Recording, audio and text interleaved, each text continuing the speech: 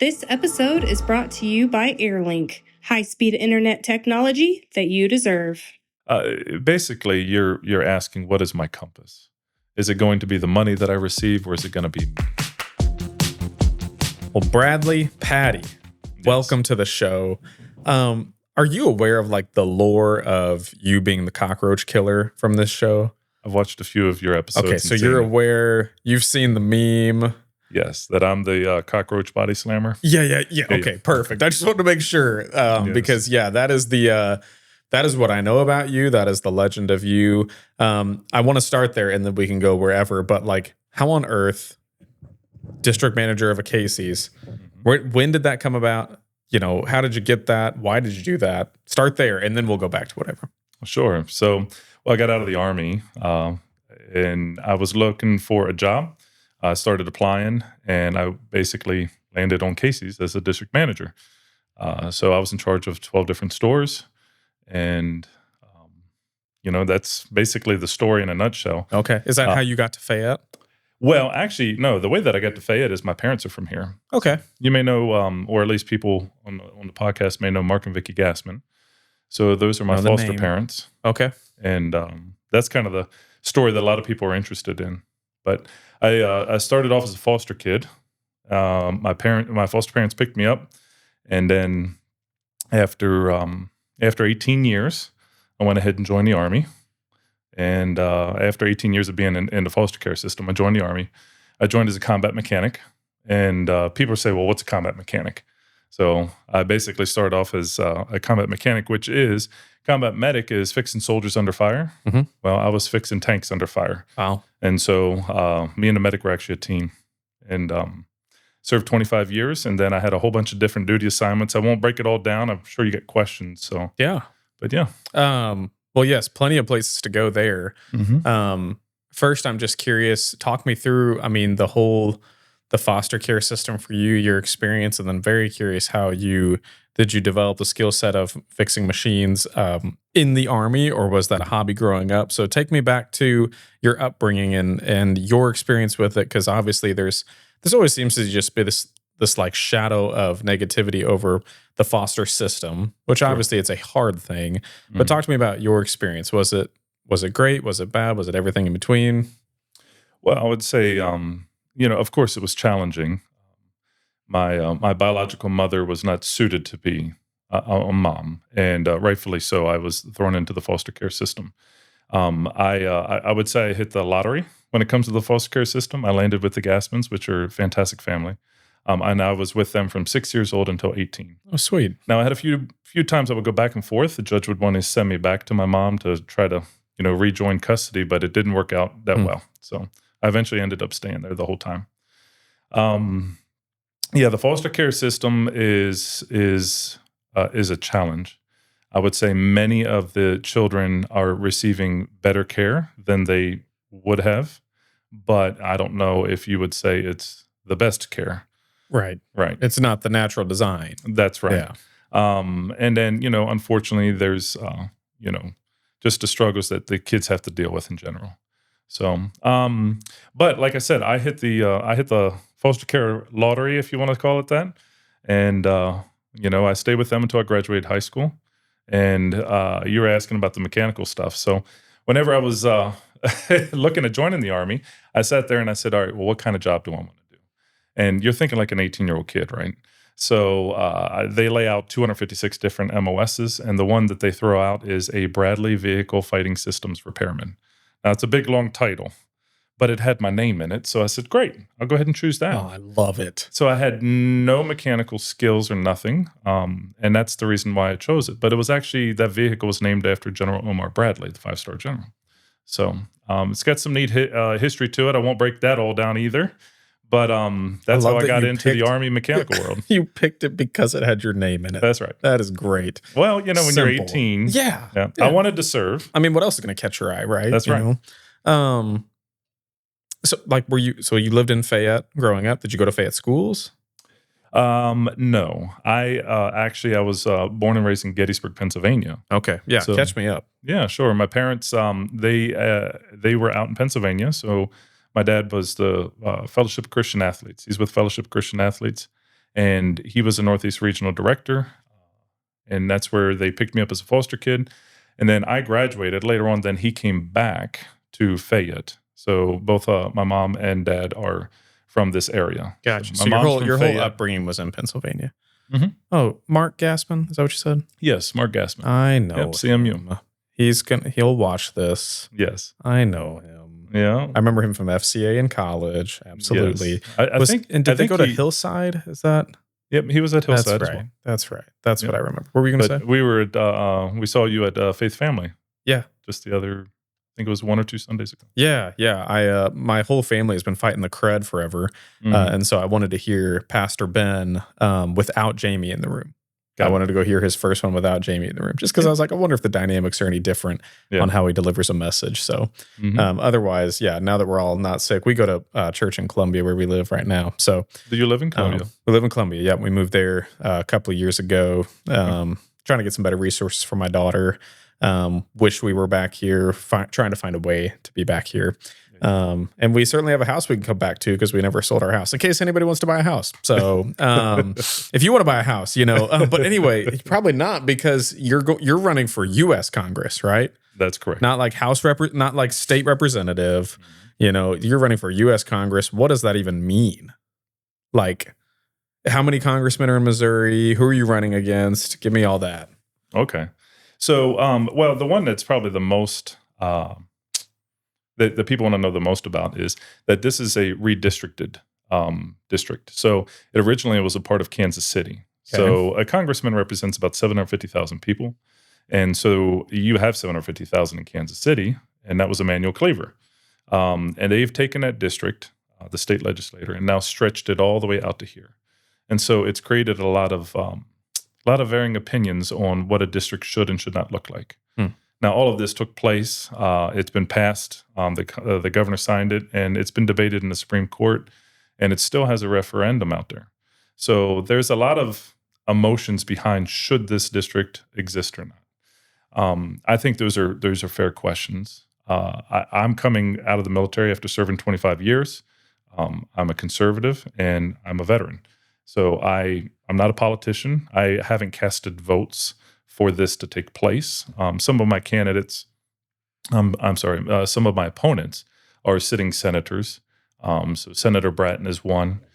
We have other politicians, whether they be county or city, but they have been, some of them have been involved in this map process. So it's definitely one that I think is going to attract a lot of attention, the specific district. So we used to have Mark Alford as our congressman, Right. But with this redistricting, we no longer have Mark Alford. So technically, Emmanuel Cleaver from Kansas City is our representative. Interesting. And Mark Alford was here a couple of times this past year. When did I'm guessing the redistrict must have just happened? it happened in September 2025. Gotcha. That's when the governor signed it into office. Okay. And so then it took place immediately once the governor signed it in. And then the Democrats, also the people, have their way to go ahead and say, hey, we disagree with it. So they go to the judicial branch and take it to court for various reasons. And there's many court hearings. Or they can actually do a petition themselves. So both have been taking place. So far, none have succeeded, but and nobody knows the future, but that's where we're at the moment. Okay, so you said you're running as a conservative, and you're going to hear the lingo from me be somebody who does not know. I mean, I asked you how Congress even works. Does not know a lot about politics. Doesn't really want to. Doesn't really like it. So, but that's not anything adverse to you. But that's just how my lingo is going to sound. Is as somebody who doesn't really care to, beam with pride over certain words. You said you're a conservative. Do you have to run on a Republican ballot? Like, how does I don't love the two-party system, but do you have to run as a Republican or a Democrat, or can you just run as a conservative party? How does that work? Sure. That's what's great about America. You can run in any fashion that you want. Sweet. I've chosen to run as a Republican and Okay. as a conservative. Would you identify as a Republican? Yeah, absolutely. Okay. What does it mean to be a Republican to you? Well, I would say there's certain core topics. Pro-life is definitely one of them. Okay. And as a foster child, I know it means a lot to me. I'm definitely going to be a strong defender of the unborn. And I know that there's been debates about this, but let's just say that my biological mother decided to terminate a pregnancy after 4 days. right, of her being pregnant, I wouldn't be here. This episode is brought to you by Airlink. Airlink. Since 2011, Airlink Broadband of Salisbury has been powering homes and businesses around here with fast and dependable internet. The goal of Airlink here is to bring you and our communities the kind of internet service that makes your life easier, smoother, and makes your life more enjoyable. Curious if Airlink is available to you? Head on over to getairlink.com. That's getairlink.com. Or head over to the Airlink Facebook page that we'll link below. Airlink Broadband, great quality, local service, future facing. Let them prove it to you today. So I don't get into the nuances of all of that, right? It's termination of life. Right. So I'm a strong defender of pro-life. That's definitely a core issue of being a Republican. I would say taxes. I believe in small government, not no government, but small government. Now, we can debate about that, that size, but the small government is what is needed. Smaller than it is right now? Yes, okay. Absolutely. All right. Appreciate that. Yes, yep. Absolutely. So I'll give you, we'll throw out a talking point, sure. right? So income tax. Yeah. I know that this is one that, and I'm going to speak on the federal side, but federal income taxes has varying different opinions. I think we should eliminate the federal income tax. Now, people often say, well, what would you replace that with, right? And I would say, well, that's what a politician would say. Okay. Because if you're removing one tax and replacing it with another, have you lowered taxes? Right. No. No, you haven't. So I would say we need to get rid of the federal income tax and then not replace it. Now, where can some of the revenue be generated? So you have the Government Accountability Office that is referencing about $500 billion worth of fraud, waste, and abuse. So I think we could start there. And I'll give an analogy, and then I'll throw the mic back at you. But because I could talk all day about politics. No, this is great. Yeah. I mean, as you know, we can go like 30 minutes if it's not interesting, or 3 hours. So this is good. This is good. But I'll give the analogy of, we all buy groceries. And at the end of the groceries, right, when you're down on all the good food, right, and you have that box of spaghetti sitting there, do you want to eat it? No, you really don't want to eat it. Okay, so what do? You go to the grocery store and you get more groceries. And then that box of spaghetti just sits there. Well, that represents the fraud, waste, and abuse. We need to make sure that we don't keep, just increasing taxes and throwing more money at the government. I think we should actually say, hey, why don't you go ahead and eat that spaghetti box? Because when you're desperate enough, right, what do? You eat the spaghetti box. Yeah. Well, when you really need the resources in order to make things happen, then we can go after this fraud, waste, and abuse. Right? We're not going to replace it with another. So I think that's the key to getting government to working efficiently. This is good. We're just going to go all over the place then. Yeah, I got a feeling. I want to get to more of your background, and then I want to get into political stuff. Because I think, Cody, I don't think I can argue that I'm not political anymore, right? I think you give your opinion.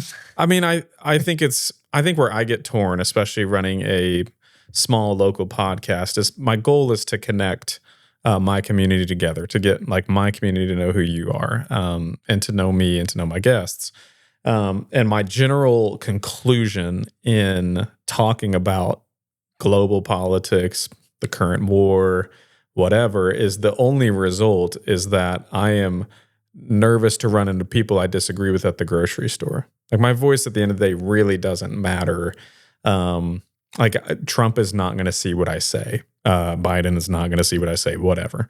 So that's usually my general opinion, but I don't think I could say I'm non-political anymore. So we'll get into some political questions just because I'll certainly give you a chance to address them. I want to know, you did 25 years in the Army, which is, I'm sure, enough time to retire from it, right? Yes. And then you become the district manager of Casey's. Was the plan always to go into Congress? Did something trigger an event for you that you're like, I got to get involved? Talk me through that process. Well, while I was in the service, I always had an interest in politics, an interest in serving. And I was serving as a soldier. Did I say Army? Is it Army, right? Yes. Or is it military? Okay. Yep, right, Army's correct. I don't want to say it. So, but yeah, I always had an interest in politics. And when I say an interest, not the bantering back and forth, but the Rubik's Cubes of solving the problems, I always found interesting, and then trying to apply leadership to that. But of course, while you're in the service, you can't necessarily run for office if you're, active duty, which I was. So then when I got out, I was considering it, and I didn't know exactly how to get into it. Where are we at that time too? Is this 2020 what? When you got out and you're thinking about it? Yeah, so my last day in the active duty Army was, let's see, we're looking at April. It would have been the last day of April in 2025. Oh, recently. Yep. Okay. Yep. Okay. So that's whenever that was my last day in uniform. Now they give you about 6 months of, getting out, bridging into a job. It's a great program, by the way. So I didn't necessarily put on a uniform then, but if World War III would have broke out, they would have. They could have locked me in and said, "All right, you're staying." Okay. But yeah, that was when my last day was. And then, of course, you get into receiving retirement benefits, etc. So I have to feed my family. I have 6 children, by the way. So, wow. Yeah, that's I got a full go house. into as much detail as you want, because I feel like there's a lot to catch here. But okay, 6 kiddos. Right. Yep. So then I started putting in for jobs, which is a challenge, especially when you're coming out of the military of 25 years. So you're bridging into the civilian world. A lot of veterans out there can understand this. And then I went ahead and landed on the Casey's job. So I did the Casey's jobs for. Yeah. When did you get that job? So I got that job. It would have been a few months. It probably took me about 3 months or so. Okay. And then I feel that. like the cockroaches happened right then. Yeah, they happened pretty quick. Day one is what it felt. Yes, that's right. So sorry. Yeah. Y'all, if you're thinking, if you're not from here, you do not know what I'm talking about if you're listening to this. But long story short, Casey's we have this news group called the Fayette News Exchange here in Fayette, and Casey's is getting cooked for somebody seeing a cockroach. And you come in and address it like an adult, cockroaches are gone, and Bradley's been our cockroach hero ever since. So anyway, you land that job, immediately get to work. Keep going. Yep. So, and I was there for a few months, and then I went ahead and I resigned from that position. Just a leadership mindset difference. So, I by no means do I want to put Casey's down. Yeah. But in general, I feel that if you put out tasks to individuals, and they're adults and they're responsible for doing it, then I hold you accountable. Maybe a warning and then eventually accountability. So that's, for some organizations, it may have a different view on how they should handle those things. So, was that too stern of a quality to carry as a leader there for them, I assume? Well, or harder to enforce? Well, I think their approach was more about kind of nagging. The general manager of the store nagging them to say, 2 o'clock, make sure everybody clocks in. 3 o'clock, make sure this happens. 4 o'clock, make sure this happens. And my view is these are the things that need to take place. Yeah. And by the end of the week, when I come by, if it's not done, then you're going to be held to account. Yeah. So you're not interested in babysitting? Yeah. How dare you? So, and that's okay. That's okay. There's all different types of personalities and business structures. So that's Casey's is from Iowa, so they didn't really have a shot anyway. So I don't like Iowa. Whatever. But so in short, it wasn't necessarily the best match for me and my leadership style. Yeah. When you took that job, were you thinking you were going to be there a while, or was your thought this is a nice bridge until I get to Congress? No, my intent was to go ahead and stay there. Any job that I had, because, like I said, interested in politics, but didn't know how to get into it. So, in the meantime, you have to provide for your family, right? So that's where I was said, I'll just get settled in, and then we'll see how much I can get connected into the political world. And I started attending city council, started going down to Jefferson City, watching debates, building relationships with state representatives, just to learn the ropes and how I can bridge into politics, because I didn't necessarily want to take too much time, and have a couple years pass by. I wanted to go ahead and be service and yes, okay. Exactly. Have my fresh mindset from the service and apply it. I thought that would be helpful to anyone I represented at any level. So, yeah.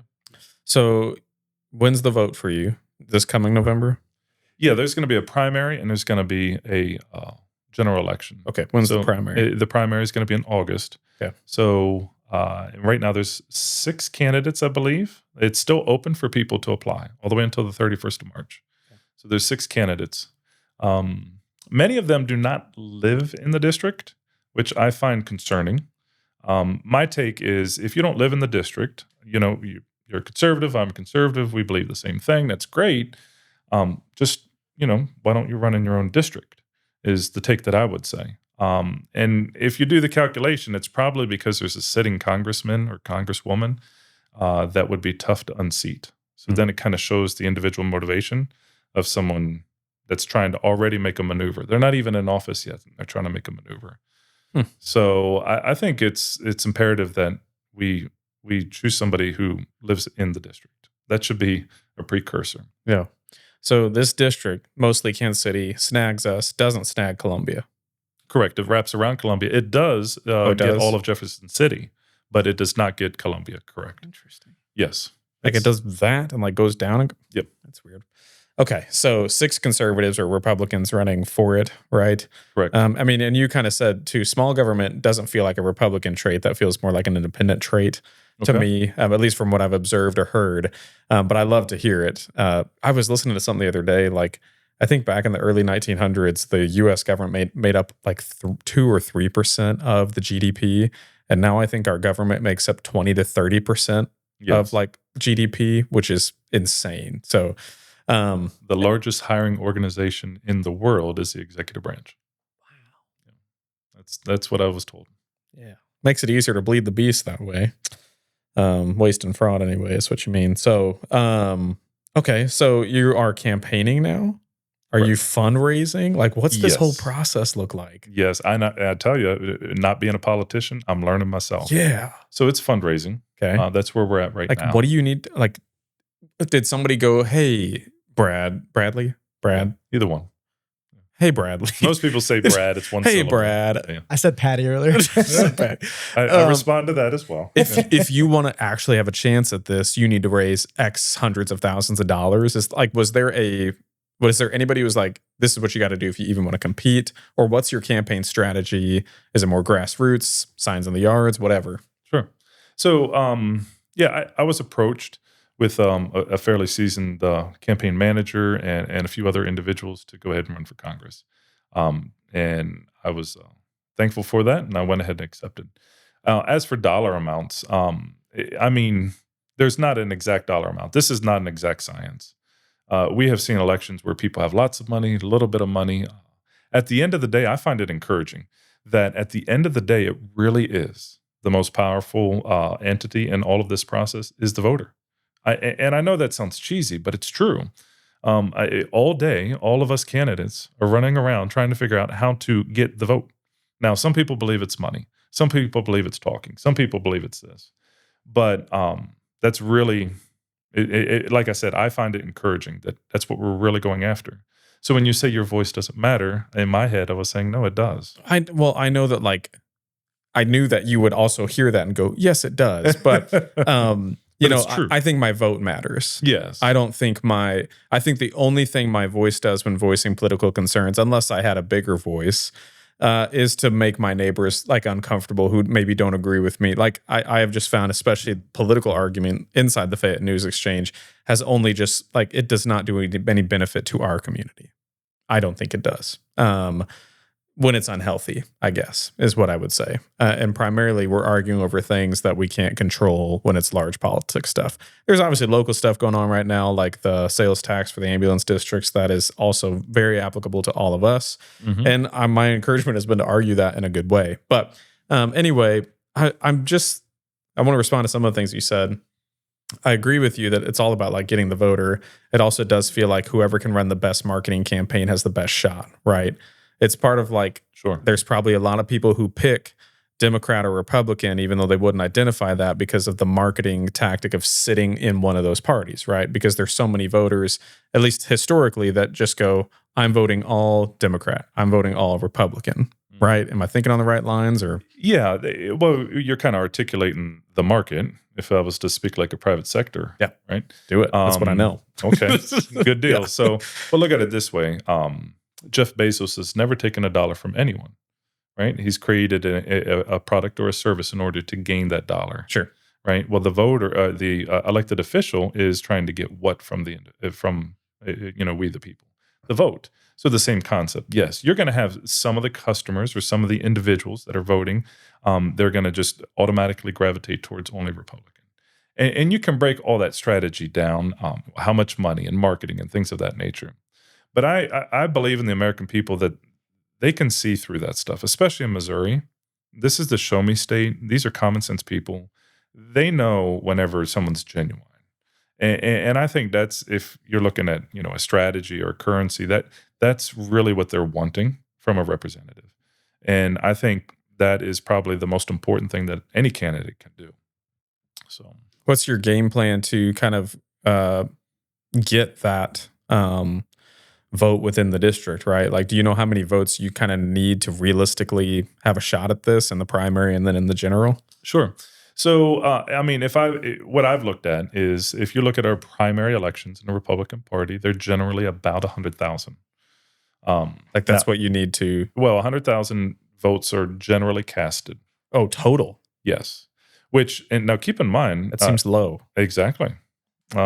Because I think people have lost faith in government.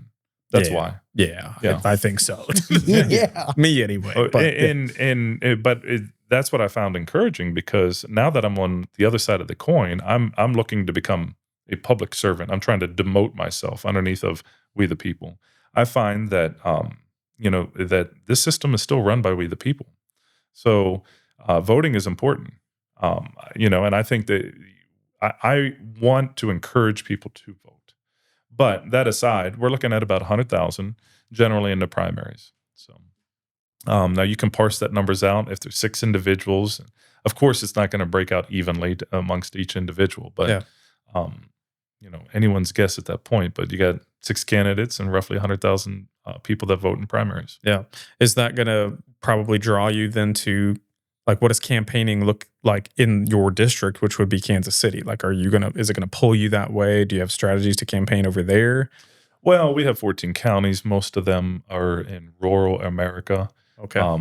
I personally think that the district and the people that make up the district should determine your strategy. And I don't even like the word strategy, but if you're trying to represent them, that's who you go to. You go to the people that you're representing. So, I think this district is unique, that it has a mixture of, Kansas City folks, and you also have rural America. So I think the majority of it is rural, but still, I don't think you can, ignore one and embrace the other. Yeah. I mean, I guess what I'm asking is, do you think it's possible to win by just focusing on the rural vote with the size of this district? Now, are you speaking, because people have asked me this question, are you speaking like, because most of those are Republicans, or are you saying? No, I'm saying, like, if nobody in Kansas City knows your name, do you have a shot? Yeah, if you do the math, there is sufficient population amongst the rural portion of the district. So I'm attending each county. They have their Republican chair committees, et cetera. And I'm getting my name out in that regard. But I'm also going to the city as well. Gotcha. Mm-hmm.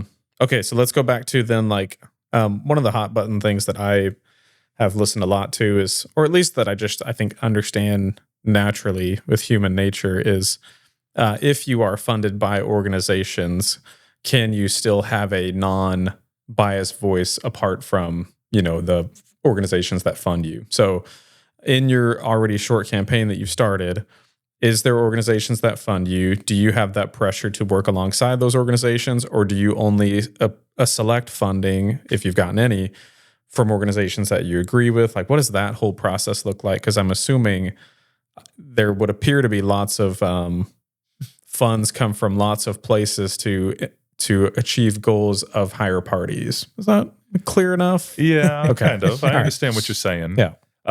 Basically, you're asking, what is my compass? Is it going to be the money that I receive, or is it going to be me? Well, and I'm not trying to judge you. I'm just genuinely asking what the pressure's been like. Yeah, posing it as a question. My take is this, that it is my moral compass and my moral fiber is going to determine any type of fundraising, et cetera, that I would accept. Because I do believe that it is the right, for example, a pro-life movement Sure. to go ahead and contribute to a cause. Yep. And that's an American thing. Now, my morals would be more inclined to accept that versus a pro-choice organization. Sure. So I'm making a very stark example, but my morals are going to determine what type of resources I would accept as donations. Yeah. But a good way to solve this problem is grassroots. So if I can get $20 from a whole bunch of people, I don't have that pressure. Sure. So yet again, you said your voice doesn't matter, but your dollars do, your vote does, and your voice does. Sure. So that's where I'm definitely pushing to get as much grassroots money as possible, so that I don't have to basically get into that world, because I don't want to. Yeah. Right. That's why I'm running for office. That's why I'm not a politician. I'm not a sitting senator. I don't have friends in Washington, D.C. So Not yet. yeah. So no, along those lines, let's say you win this whole election. Okay. Do you have to move down there? No. Will you get a place down there? I mean, Well, so I've been asked this question. I think I want to say roughly 200 days out of the year is spent in session. ugh, okay. Yeah. All right. So it's a substantial amount of time. So that's Like one 4 thing. days a week, but yeah. Yep. Yeah, I'm tracking. But the sessions don't run flawlessly like that. But yeah. Sometimes they're 3 weeks and sometimes they're a few days. And sometimes we shut down for a couple Yeah. months. It's great. I see where you're going with that one. You know, All right. whatever. But what I would say is this. Again, I'm learning so much in this process. So there is a handful, anywhere from 25 to 100 congressmen, according to Google, that literally sleep in their office. And they stay there because of the price of Washington, D.C. is so expensive. Mm. So when they're in session, they'll just stay there. And it's not even nice there. Right. It's a hot swamp. But so that they'll stay in their offices during that time, and then they sleep in fly the home. office. Yeah, fly home as soon as you can. Thomas Massey lives out of his truck camper. Well, I don't have any friends in D.C., so I don't know. Well, I know. Does but he? I'm just he does. Yeah. Okay. 100%. All right. I watched like a whole video where he gave a tutorial. Well, It's got raw milk in his fridge. It's awesome. but I've lived in some pretty rough places. Yeah. I've deployed Iraq, right? You've as a been through combat some soldier. things. Yeah, so probably deal an with it. office with air conditioning sounds great. But all of that aside, no, I would not want to lose my connection and roots. Listen, I don't think any candidate or politician should go up there and say, hey, I can go ahead and go up there and I'm immune to everything. No, you have to get home and you have to speak to the citizens. You have to have the independent Landon Ball tell you, hey, this is my opinion, in order to sober you up. I was stationed at the Pentagon up there. Now, that's not Washington, D.C., as in the politicians, but the Pentagon, it can be a place where there's some stuff as well. And, you have to get out and get some real oxygen. So I would definitely be coming home. Gotcha. Yeah. So many I did different so many ideas. I'm an You open can hit book. one. What do you got, Cody? What do you got? Well, you guys are talking about funding, so like immediate. I'm willing to, or not. I hope this doesn't come off wrong, but immediately as a younger guy, Mhm. like for example, APAC is a big part of the conversation. So like, are you loyal to any other foreign entities in your philosophy? Like if, I don't, does that make sense? Kind of where I'm getting at of like, Okay, I'll address it. Yeah, I'll talk about it. There's a ton of talk. I mean, you know what APAC is, right? And there's just a ton of talk about just in general, like we talked about moral compass. Is anybody really not bought, right? I don't even know what we're asking here. Well, Unless you're well, asking, has APAC given him money? Maybe I can jump in a little bit. Yeah, One, please. you got to remember that I did 25 years in the Army as a master sergeant and swore an oath of this Constitution. mm, So no, my loyalty is Sure. to America. Right. Absolutely. So I think I'm just nervous that's because I'm sure you're not the first person to say that. And I'm not saying that you wouldn't Sure. change. I'm just like understanding human nature. It's really ezy for me to sit here Mhm. having never been thrown $1 million check to Right. go, I wouldn't. Yeah. Well, I would flip the script and I would say this. Okay, go ahead and build out your ideal candidate. Who would you want to send? Right? Would you want to send a 25-year Army veteran? mm, Or would you want to send a businessman? Would you want to send, right? So if you're going to talk integrity, right, because that's ultimately what you're getting at, I feel that a 25-year-old or a 25-year veteran would be a good choice. Yeah. Right? In I order would agree. to go under the pressures of Washington, D.C. So again, I was a foster kid, 25 years in the Army. I'm married to my wife, Marlena's. She's from El Salvador. Beautiful woman. She's a Spanish teacher here at Fayette, by the way. We have 6 children. And what I'm saying is that when these topics come in, right? So you're talking about basically loyalty to America. I would say the people that have actually put on a uniform would be the best choice to combat that specific topic. So, Now, well, that kind of sets up my next question though, would be like, what are your feelings towards the military currently? Because that's another big thing. Like I'm a young guy, and so like I see everything going on with Iran, which seems to be largely not supported, I would say, by the average person. It's hard to tell like what you can really consume as news. Is that really the majority, right? Because your news is so designed to give you what you are currently interested in. So first, I want to say, first, I would love to know where your thoughts are. I mean, you didn't leave that long ago. Would love to know where your thoughts are around the military. And I think maybe the biggest question that I'm asking is, what is your plan to avoid being leveraged, if that makes sense? Right? Leveraged by other individuals? Yeah, just and leveraged by the system. Because I agree with you, but then the business mind of marketing goes, yeah, well, if we all know that like these are the attributes that make somebody ideal, certainly other marketing campaigns, and I'm not saying you would, I'm just saying like there's other people who have campaigned on the same platforms and it's actually not been real, you know? So obviously we don't want to lie, but how do you beat other marketing campaigns that just have more money and lie?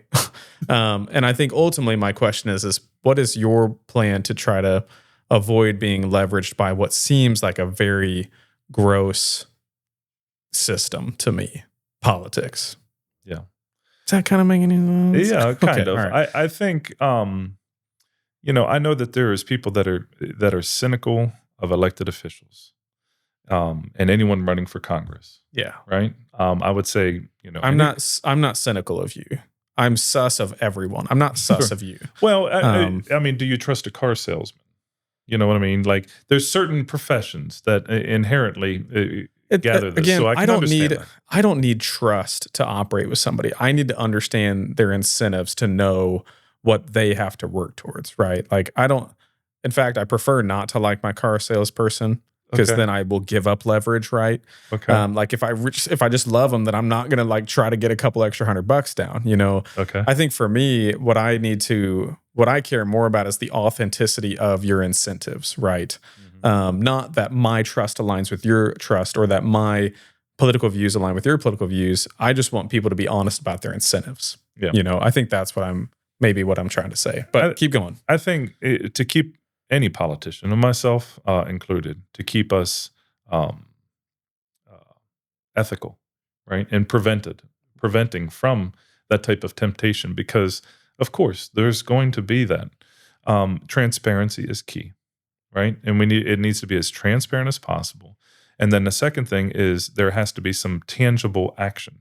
So going to town halls, you will see that individuals will run for office and they won't do any more town halls. After a while, they fade off in that. Yeah. That's a huge indicator, right? Because they don't want to be challenged with questions about their behavior or their votes. And so the thing that I can say is that I would continue to engage in town halls. Now that chimes in with First Amendment. I'm an avid defender of the First Amendment. And the reason being is because when you're having a conversation or even an argument with individuals, generally we don't like to admit if somebody made a good point. All right, we keep fighting it. But then when we go back into our corners, we kind of absorb a little bit of that and say, you know, that was actually a fair point. So that discussion has to be had. And that's something that I think all politicians need, and they get that through town halls. So transparency in town halls would be one tangible response that I would give you. Do you have any town halls? Have you had any yet? Do you have any planned? Well, Or would it be more, you're talking about post-election? Yes. Town hall? Okay. Yep, Got it. absolutely. Got it. Right now, we do fundraising and, as you were saying, marketing, but Yep. basically trying to get my message out. Yeah. So, and that takes time, money, and effort. What is your message? So, well, I would say that primarily what I'm getting across is this, that the individuals that are running for this district, a big factor for me is they don't live in the district, and it kind of exposes who they are.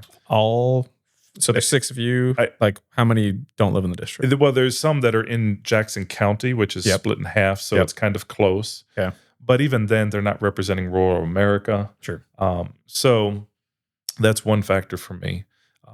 And basically, you've been kind of beating the drum already that when we see, Washington, D.C.'s broke. We know that.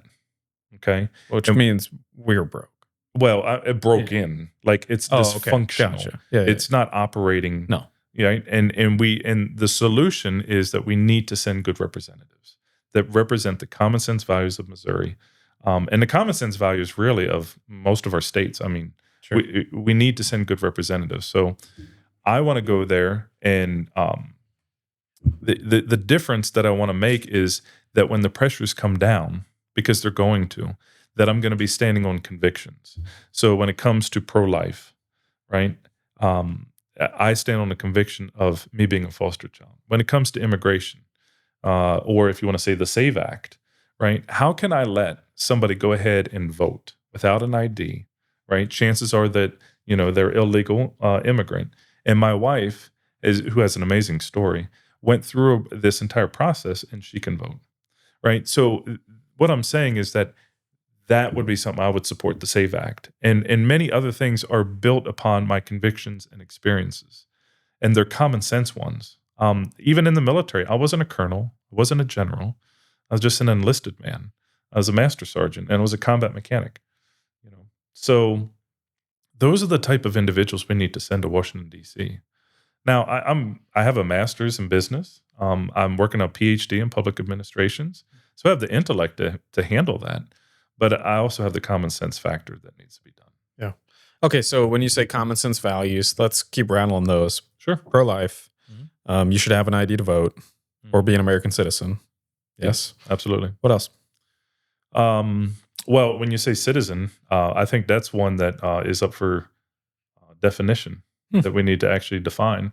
I'll give you an example. So me and my wife, we have 6 children. Now, this isn't true. It's hypothetical. But let's say one of them were born in Germany, which is a common army installation. Is a child a U.S. citizen? So, Right now, is it? Yeah. Well, what I'm saying is, should it be? Not even legally. Should that child, right? If me and my wife were to be stationed in Germany and have a child be born, should that child be a U.S. citizen? I don't know. I don't even know how it works now. You would say yes? Yeah. Yeah. Well, and again, not the legal, but you would say yes. Yeah. Right? Because mom and dad are citizens, right? Yeah. Okay. So now, what if someone comes here, they're from another country, and they come into California, give birth, and then leave? Oh, like China, like China's doing right now. Yeah. Should that child be a U.S. citizen? Where he's getting at is if you're born on U.S. soil, should you be a U.S. citizen? Well, because that's the current rule, is that you just happen upon U.S. soil giving birth, immediately U.S. citizen. Right. But what I'm saying is, what should the answer be? What is a citizen? Right. And what I argue a citizen is assimilation. You earn assimilation or learn assimilation from your parents, or when you become an adult through your own loyalty and process to America. And so my wife is a naturalized citizen, and that's how she assimilated to the United States. And I have a mother and a father that were U.S. citizens, and my foster family, and I was raised in America. Yeah. So I was assimilated that way. So currently, though, in that scenario where I don't even know the current law. If you gave birth to your child in Germany, they're currently a U.S. citizen? By law, yes. And also a German citizen? No. No. So are we one of the only countries that if you just happen to escape the womb in this country, you're a U.S. citizen? Escape the womb. That's graphic. It's under attack. Yeah. So, but it's true. So, no. So yeah, you're dealing with other countries and what they accept Some Right. countries have different rules. Sure. But and we don't need to go down that international legal rabbit Sure. hole. But Yeah. for America, if your dad was an ambassador or your mom was an ambassador or represented the military, et cetera, you will get a birth certificate from the federal government because you're not born in a state. It's actually a very neat looking one. But regardless, the point is that you're a citizen, and it's because of the assimilation that is going to be passed on from your parents. On a daily basis, you're going to be taught, right, what American culture is. So that, I believe, is the core of citizenship, not the soil in which you're born on. Yeah. The soil in which you're born on is, I would say, does not determine your citizenship. Somewhat happenstance. And also it does, I have heard of countries doing this on purpose to gain U.S. citizenship. Yeah. I mean, just like flying pregnant women in. But this is the common sense that I'm talking about. Yeah. Yeah. We all know that's Has that not a always citizen. been the law? Like forever? Well, again, I'm not a lawyer, Sure. but you start getting into the Constitution and the amendments, and it starts breaking down what is and is not a citizenship. And individuals' scenarios have not been taken to the Supreme Court and challenged. And they have deep roots in a lot of different topics. Again, not a lawyer, don't want to get into all of them. But the definition of a citizen is still up for debate because of what I just articulated, right? And it's truly through assimilation. Right? Okay. So yeah, that's a common sense thing to do. Okay. Here's another one. If you want to just talk common sense factor. Yes. So if you're looking at how many times have we seen it? Both Republican and Democrats go ahead and pass bills, and they're thousands and thousands and thousands of pages long. Oh yeah. Yeah, and even with a staff, right? Can you read it all and comprehend it and go through it all? So I'm not saying exactly like this, but you could do a 10 by 10. Right? So a law can't be longer than 10 pages and 10 font, right? Now, I'm not sticking directly to those 10 pages, but it needs to be a realistic amount. I saw a graph of whenever we were passing bills from the House to the Senate, and it had a little connection line each time that one was passed. There was all these lines connecting the House and the Senate in the 1800s, 1900s, et cetera. And it's just getting less and less because we're getting huge bills.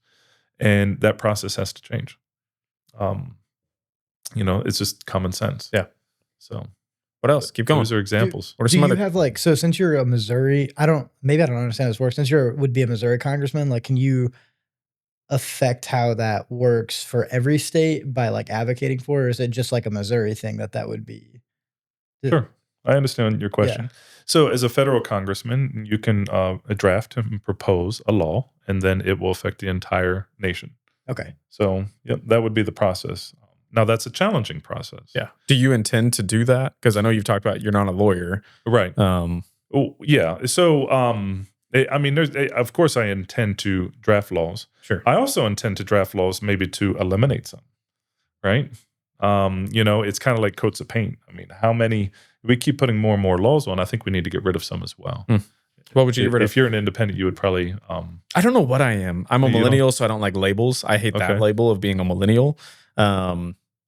I like to say that I am a Christian, and I'm probably fiscally conservative, socially try to be biblical. Mm-hmm. That is where I would land. Okay. Yeah. So you can press me if you want to on what I think. I'm also the worst. Like, I was an umpire one time in my life and could never do it because I just hated making anybody feel. I hated causing anyone to lose, So I have to get over like the people pleaser / the you can't offend anybody that got drilled into me my whole upbringing. So I'm working on that. But all right.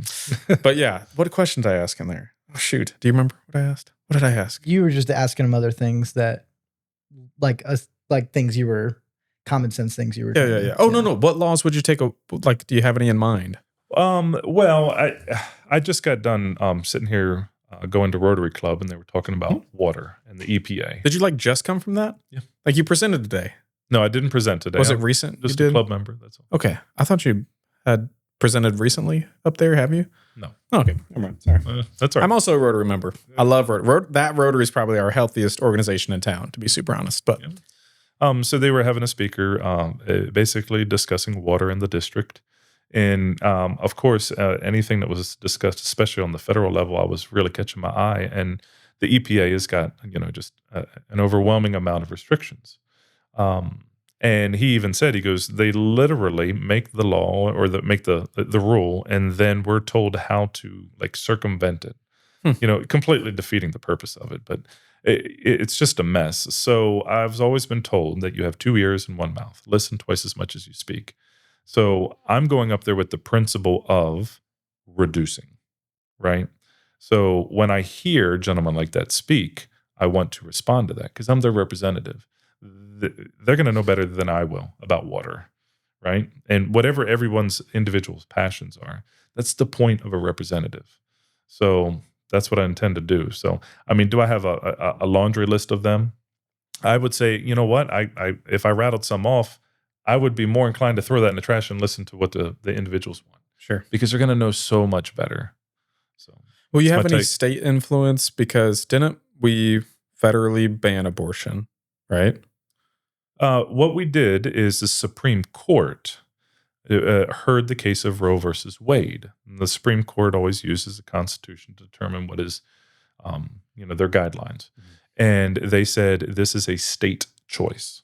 Okay, that's what I mean. Yeah, And so so- we turned it over to the states. Right. So then the states make the choice. And didn't Missouri choose to not overturn it? So Missouri went ahead and did an amendment, and the verbiage on it, some argue was that's confusing. Right. And so they casted a vote, and in short, it's abortions are allowed up to a certain point, and it's become more of an abortion state. It's up again. The Amendment 3 will be up again for the next election. But here's my take. If you look at the Lincoln-Douglas debates, right? When we were talking about slavery, now I want to give you a lay of the land here. So the Declaration of Independence says that we get unalienable rights given to us by our Creator, and they are life, liberty, and the pursuit of happiness. Liberty, we had a debate and civil war about, which is slavery. And those debates, whenever we were having the Western states, they were arguing, should the state vote if slavery is right or wrong? Now, that sounds ridiculous, doesn't it? Now. And we say, no, that's not up for vote. Slavery's wrong, period. You know what I mean? And because it's stripping someone of their liberty. Well, as a defender of the unborn, that's how I view life, right? That this isn't something that politicians should be voting on. This is an unalienable right given to us by our Creator. So this is just an example of how strong that I stand with it. Now, of course, there's got to be a process in voting, et cetera. I understand that. I'm a practical person. But it should be very clear cut that, life is to be defended. So,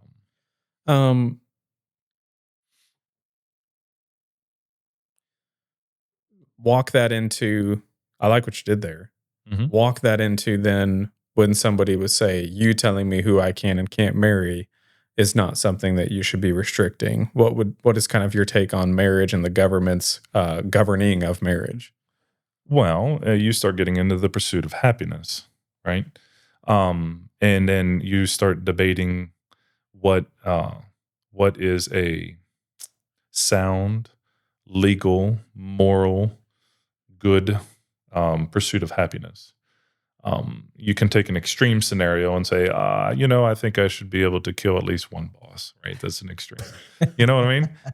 That Watch would be something that obviously is not the pursuit of happiness, right? Pursuit of my happiness, Yeah, right? yeah. That's what they would say. Right. That's how insane politics have gotten, though, right?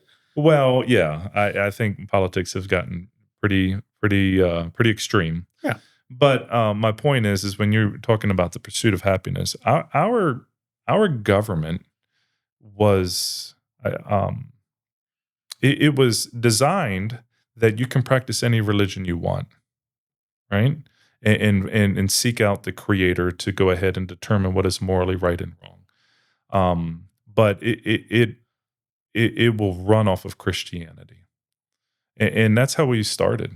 Harvard University was a Christian university. I think there's Harvard and Princeton. A lot of these were actually producing Christian pastors.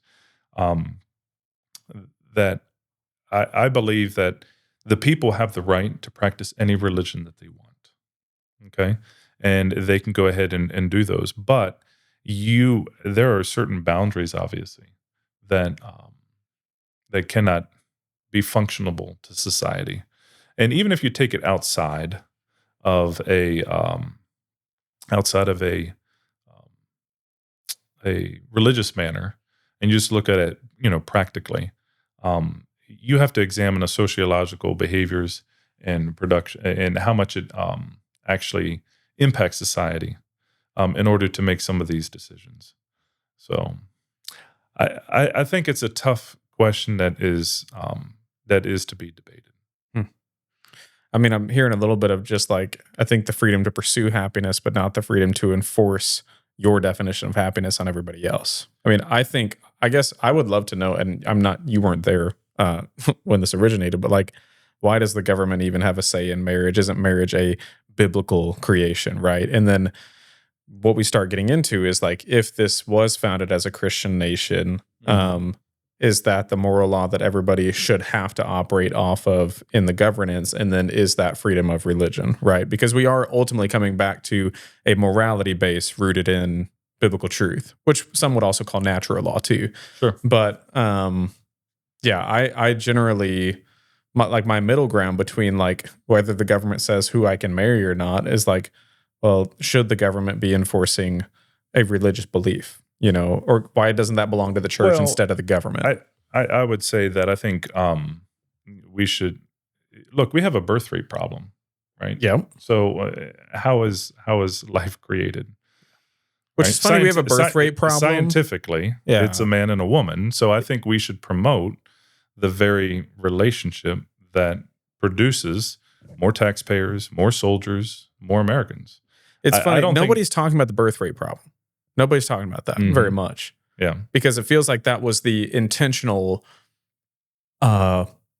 result of saying we don't have enough resources on this planet to keep everybody around here, so stop having kids, right? Like it's that it's more of a poverty mindset instead of an abundance mindset when it comes to like our environment, right? Like we got to preserve resources, not learn how to create more. But yeah, we have a significant issue in birth rate. Doesn't Japan also have a serious birth rate issue too? Not sure. You're not global politics. Yeah, that's okay. I could tell you, I'm tasting a little bit of it, but yeah, keep going on that because it is an issue. Well, I again, it goes back to life. I don't think we can say, well, we got too many people. I mean, that's a dangerous slope to go into. I was actually having a debate with one individual back in the service, and he has no children. He's married to a woman, and he will not have any children. And he says, look, here's my view on abortion. And I said, okay. I said, but they're defining what life is. And I said, and one day you're going to grow old. Yeah. And your life will be determined of its value as well. Yeah.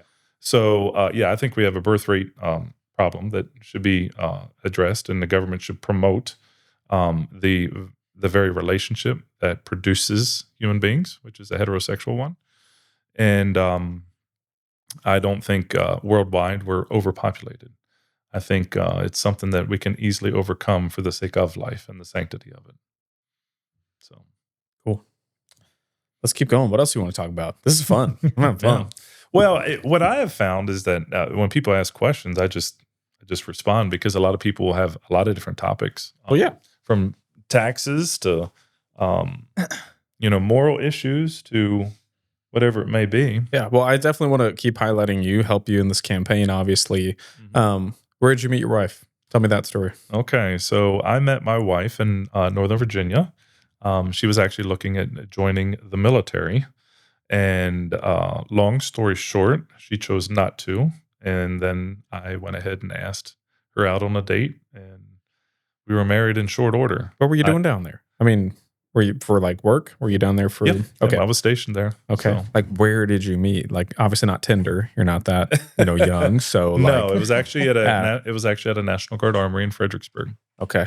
Yep. So we met there, and No, I want like more details. Like, did you see her and you were like, I got to talk to her, or were you Facebook friends first? Or no, I was in love with her right away. I told her in the first week. I said, I said I definitely could see us getting married. Later on, how did she take that? She Week was okay one. with it because There we later go. on, she told me that she was in the car with her brother when she was going to the armory, and she also said to him, "I'm going to marry that guy."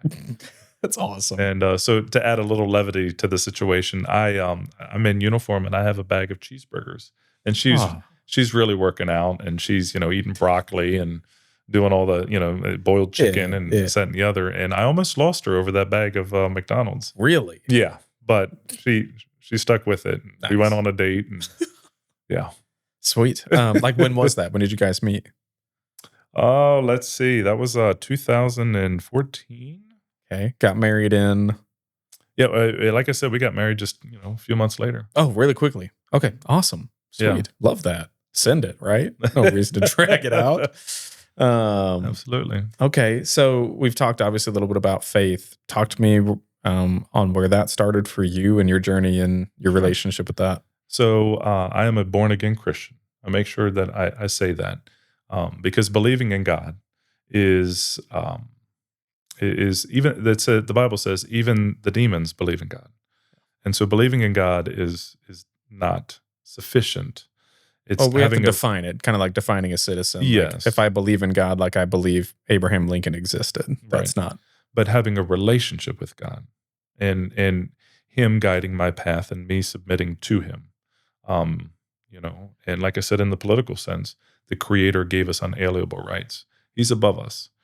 So I have a relationship with Him, and He's my Father. So I became a born-again Christian at 8 years old. And my dad, Mark Gassman, led me to Christ at our dinner table. So, and they still have that dinner table at their house, just outside Armstrong. So I made it all the way back here. Very cool. But and then what was your journey like from there? I mean, yeah. So I went to a Christian school for a few years. And then later on, I transferred to a public school. Then I graduated, joined the Army. When I was in the Army, I stepped down to 1 week in a month status, and I went to Liberty University. So Liberty University is a Christian university as well, and that's where I studied. And now I'm married with children, and I bring them to Faith Family and raise my family in a Christian manner. sure. I mean, becoming a born-again Christian at 8, what were some theological things that you had to work through? Or was it just like you had your dad right there and you could just be like, hey, I'm struggling with this. What does that mean? And he could just be like, boom, I got you. Or, what were some things you struggled with in your faith over those years, or maybe still do? Like, what are some of the questions you still got to work through? I have a trust in this, but it's challenging, and I think every deep-minded Christian does. The question of why do bad things happen to good people is a very tough one. I believe God's ways are higher than ours. Simply said, He's far smarter than us. He's playing three-dimensional chess. We're playing checkers. So I trust and know that He's a loving God, and that's what I've experienced. But if I was to try to explain why, that's incredibly challenging.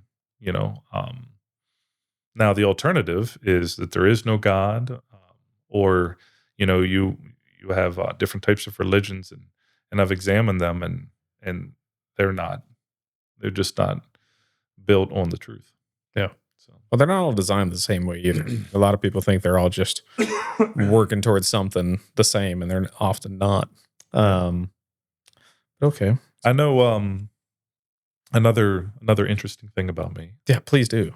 So 6 children, and my last child, when my wife was pregnant, I was diagnosed with cancer. So Child or wife? I was diagnosed with cancer. Hello. Okay. And it all tied back, it all tied back to Iraq and my deployments there. So that's like you were able to identify the cause of your cancer? Yeah. So, wow. Well, I mean, with as sure as you can be. Yeah, sure. But I mean, talk about that. But so went through chemotherapy, lost my hair. It grew back nice. Yes. Yeah. So it actually it came back jet black. No, is it not what it was before? And then, is this and what then it started natural? to lighten up again. Oh, that's awesome. But yeah, I used to be even more lighter. But yeah, so but that was an incredibly hard time with me and my family. So, What kind of cancer? So if people can go online and you just put Brad Patty and you'll actually see a video because that'll break it all down for you. They wanted to do a promotional video to go ahead and do cancer awareness. Who's they? So I went to UAMS, so University of Arkansas Medical School, I guess. I don't know, but it was in Arkansas. So, Okay. yeah, so it's actually online. You can check it out. But Sweet. yeah, so that was a difficult time. That's a interesting fact about me. Like I said, I deployed to Iraq. That's another one. I always tell people, as a combat mechanic, I was in the convoys. So you would have a convoy, and you put your your highest ranking person in the middle. You put your scout guy kind of in the front, and then you put your medic and mechanic in the back.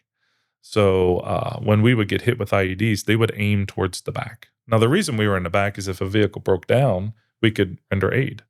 But if we got hit, then it was kind of a communication nightmare. So it was a tough time, deploying to Iraq.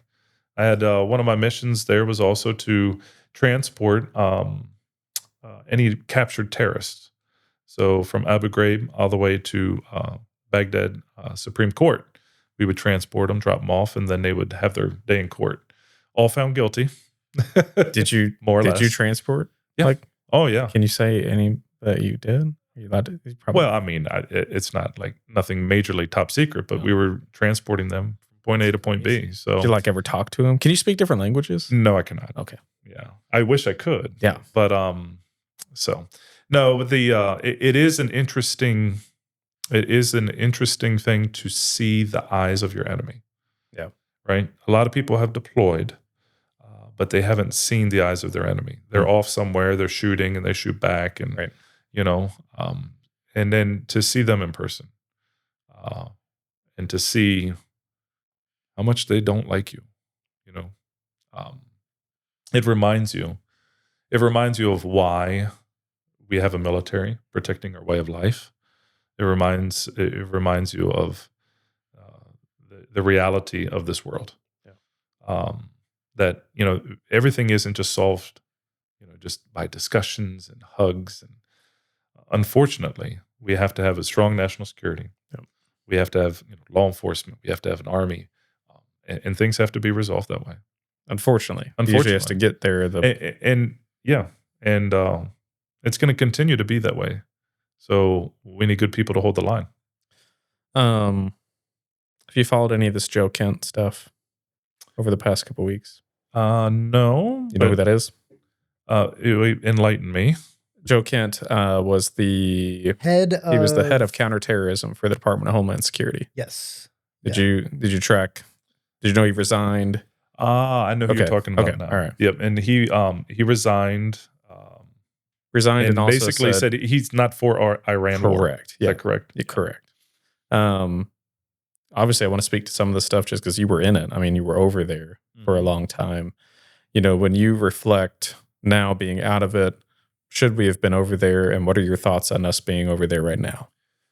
Well, Iraq and Iran I see where people draw the parallels. I know they're not the same wars. Correct. I know that, but let's explain what is different. So the commander in chief is different. That's one. The population is different. The Iranian people have been yearning to be free for a very long time. They very much have a Western mindset. So that is very different than the Iraqi population. That's one stark difference that jumps out. The second one is our commander in chief.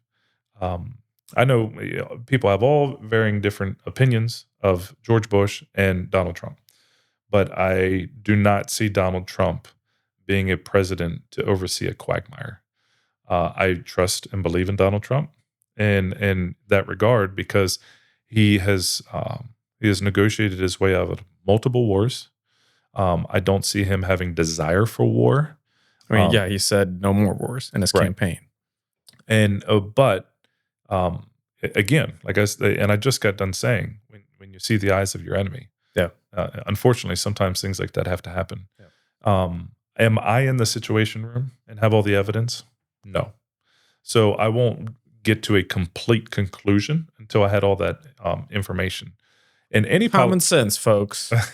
right. You don't know everything. You don't know everything. Yeah. And I was exactly. I Yeah. was just gonna say, because any of my opponents or any politician who says that, unless you're there, Yeah. getting that information, and I'm sure there's members of Congress that will get that information. Yep. Right. And then I would report back and say, this is my opinion and with my experience. Yeah. But I would say that I trust Donald Trump. I think if we're going to go ahead and do something like this, I would want him at the helm. One of the things that I like most is he's gone in strong. Yeah. And I say that because when we went into Iraq, you can see the difference there. The way that we went into Iraq and the way we went into Iran.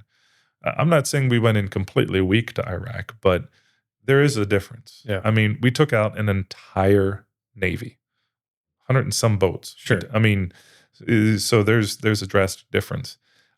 Why? So from a soldier's perspective, right? If we're going in, we're not going in Yeah. with our hand behind our back. Right. Yeah. Let's not half send it. Yeah. Why did we go there in the first place? I don't mean, know. I've heard explanations. Okay. You watch the same news that I do. Probably not. Well, I don't know. I don't have TV. Yeah. But I mean, it's YouTube, baby. Independent. So, I mean, we could, you know. I just didn't know if you had thought about it, at least the current war, but also like when you reflect back on the time you actually served too, when you look back at it now, were you like, that was necessary? Well, are you asking for my opinion on the Iraq war or the current war? Both of them. Well, the current war, I go back to, I don't have all the information. Okay. And I I support Trump going in strong and aggressive. Okay. So, and from that point forward, we're going to see what happens. Sure. So on the Iraq war, we have a lot of information.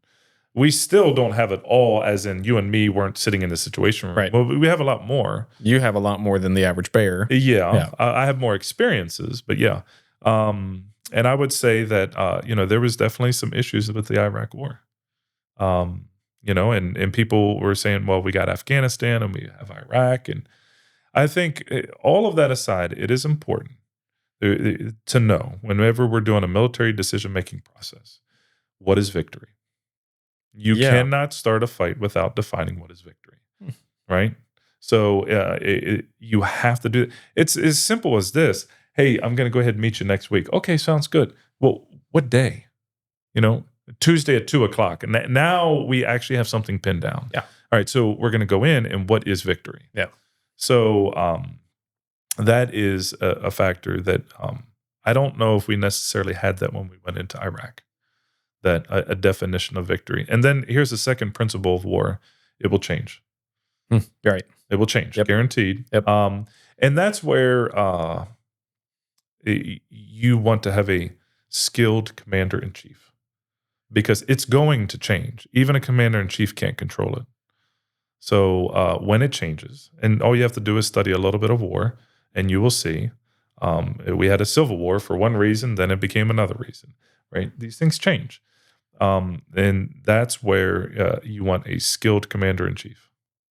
So Yeah. Your current opinion on the state of the military? I think the state of the military is good. And I base that off of recruiting. I did some recruiting time as well, but I base that off of recruiting because individuals are joining the military at high numbers.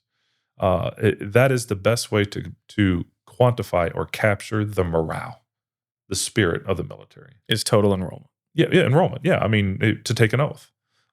More people taking an oath, then most likely, guess what's happening? Morale is good. Sure. Now, people may have varying opinions that it should or should not be that way, but your question is the military, and I say morale is high. Yeah. I mean, is enrollment as high as it was 20 years ago? I don't have those exact numbers. Okay. Yeah, I don't know that either. But I know that it sounds like it's going up. That's what you're.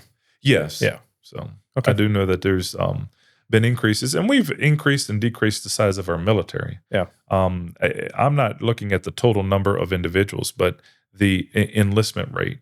The fact that all the branches are making their numbers, right, of recruiting numbers and exceeding their recruiting numbers is what I'm looking at, not necessarily how many people are in the military. Sure, right. Because Congress actually controls that. Yeah.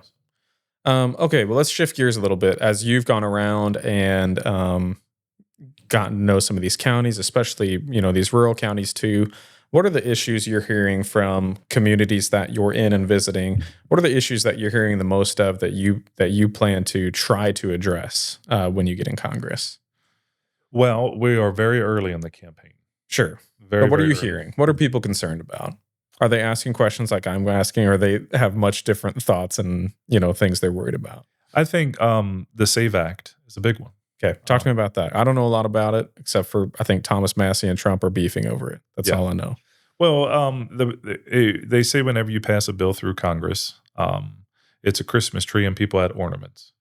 So the core issue is, do you show documentation, right? Proof of, an ID in order to cast a vote. That's the core bill.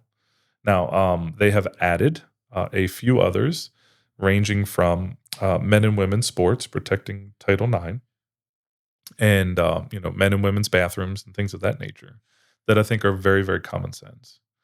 But the core is protecting our elections, and so that's one that people have brought up.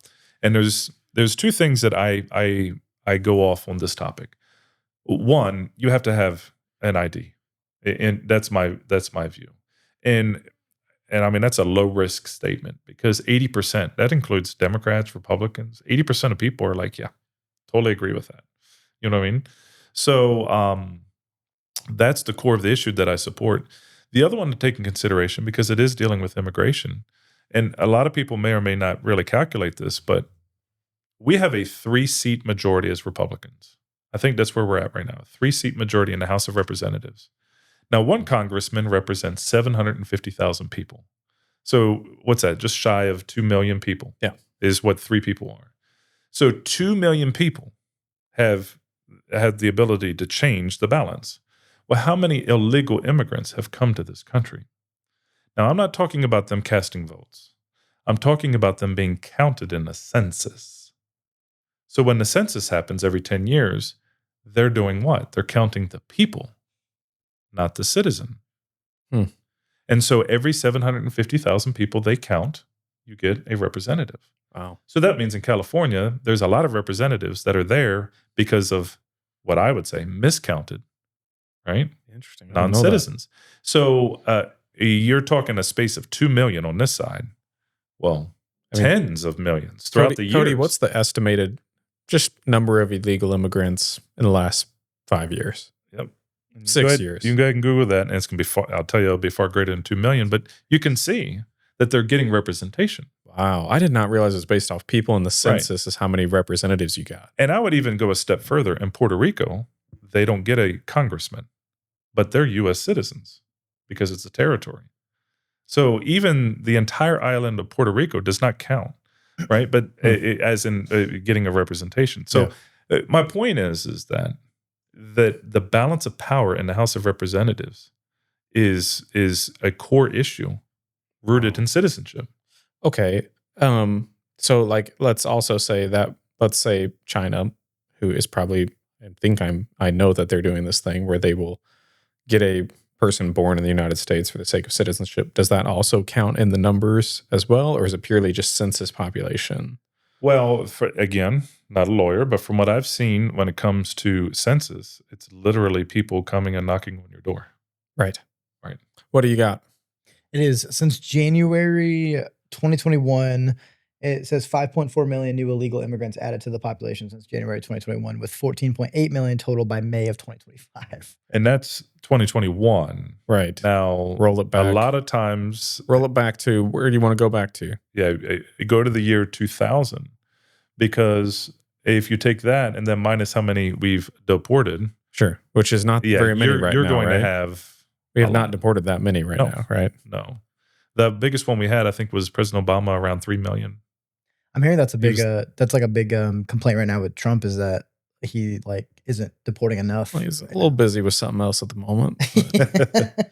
But so you were saying compared to 2000? Since 2000. Since 2000. And the year 2000, it's saying that it was estimated 7 to 8.5 million compared to 2024 or No, 2025. how many illegal immigrants since in the past 2000? 25 years.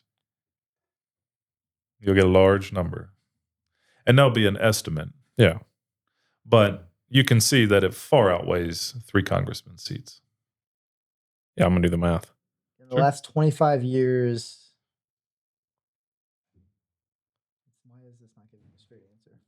14.2 million? That doesn't sound like enough. That sounds like there's way more. Let's also say it is, though. Let's say it's 20 million. Divided by 750,000.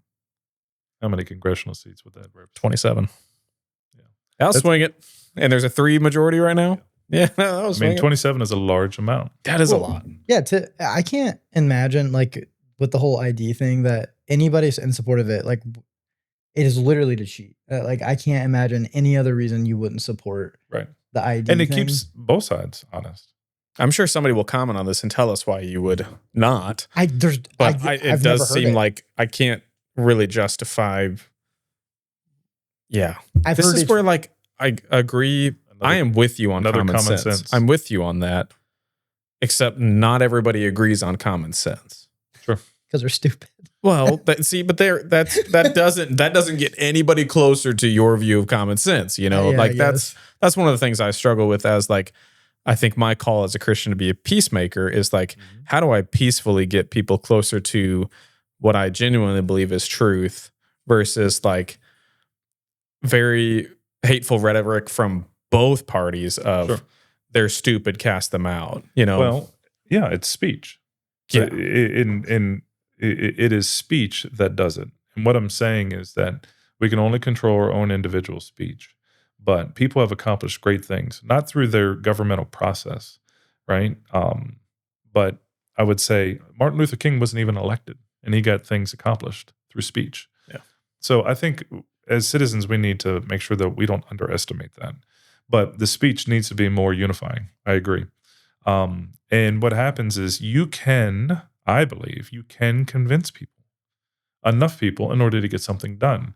Like I said, maybe not in that moment they're going to agree with you, but the next day it's saturated, it's sat in there, and they're going to be like, you know, that's kind of a good point. But you have to continue doing it. I've always made and I think people get burnt out of giving civically engaged or politics because of this reason.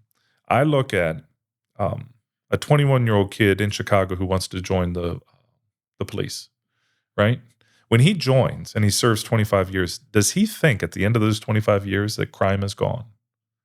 No, crime's still going to be there. But it doesn't discourage him. He continues to do what? The right thing. Me in the military, I just got out. I mean, I was under no delusion that China was going to put their arms down because Mess Sergeant Patty went ahead and retired. You know what I mean? There's always going to be that. And what happens is that the good, practical people get discouraged, and they cannot. You have to get up, and you have to continue fighting for freedom, because that's what this is ultimately about. And what happens is you have to look at it like a torch, like a freedom torch being passed down from person to person, just like the Olympics, that I'm going to fight. And then as I grow weary and old, pass it to the next. And that's one of the things that I'm hoping as I run for office. I can take the older generation and I can take the Charlie Kirk generation, and I can pull them together. You can't run, I think it's 30 years old is when you can run for the House of Representatives. So these individuals are still in college, these Charlie Kirk followers, and they are chomping at the bit to get civically engaged, right? And they're where we're going to pass the torch. And I see some of the older generation that is getting a little discouraged. Okay, but we have to keep it going, and then we have to pass it. That's what we need to do. That's how we need to look. And that's the speech in which we need to have. Instead of, well, there's just too many shootings in Chicago, or there's just too many of... No, you have to hold the line. Yeah. I think I have found in my conversations with people so far is at least it's starting to break away from a left and right divide. And I don't think you're a boomer. You're not a boomer, right? There feels like a very... I'm not a boomer. I don't know. I mean, I know I've done the math so far. Yeah. You joined when you were 18. You've been there at least 25 years. So I know you're at least 43. Yeah. Anyway, this kind of like boomer versus non-boomer thing where, like, it feels like this generation as long as it doesn't affect them personally, Mm. they don't care to what force is used, to what extremes, to what language rhetoric. Like that divide feels bigger. And I think for me, being in this like millennial generation of like, what the heck is going on? Yeah. While also looking and going, everybody who runs our government is a boomer, basically. That's, I think, where does my voice even matter? And I know that it matters because I'm a person, but like, does it do anything? I think that's where there seems to be a vibe, because I don't think the older generation wants to find a way to bridge that. I think they're like, you know what, we've earned the right to be pissed off about this. Yeah. And so as long as it doesn't, like one of the things, I'm going to offend some of my favorite fans here too. There's a big old screen for like no property tax for seniors. I don't know how you feel on that, but I'm sitting here going, all right, that's fine. No property tax on your house. You also can't raise the value of it anymore either. Because a lot of people are selling land that they bought for like 3 blueberries for like $3 million now. And so it's like, there seems to be this very, like they called millennials the entitled.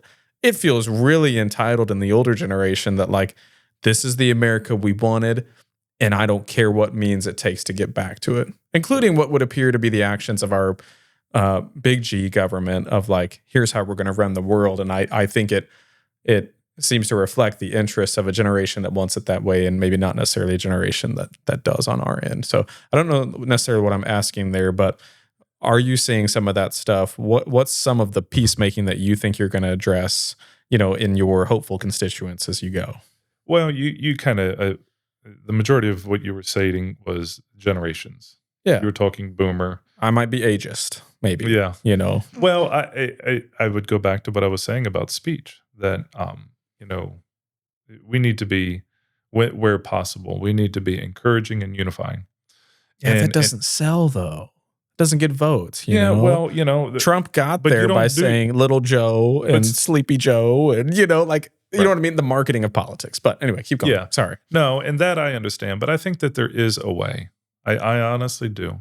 What I learned being in the military when I had my recruiting stint, that every individual has a little red, white, and blue patriot inside of them. They truly do.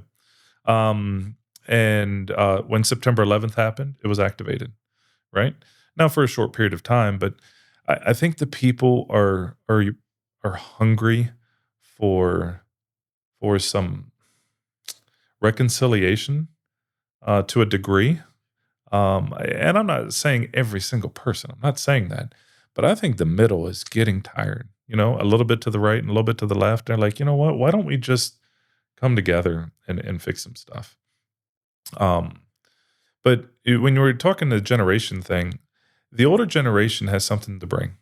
They have experience. They've experienced things that when we weren't even alive. And when you have a lot of experience, you can become cynical. And I've had conversations with some just getting old. Yeah. Yeah. But I've had some conversations with, the boomer generation, and I encourage them that we need you. You have, some of them have, powers of position. Some of them have money and resources and influences.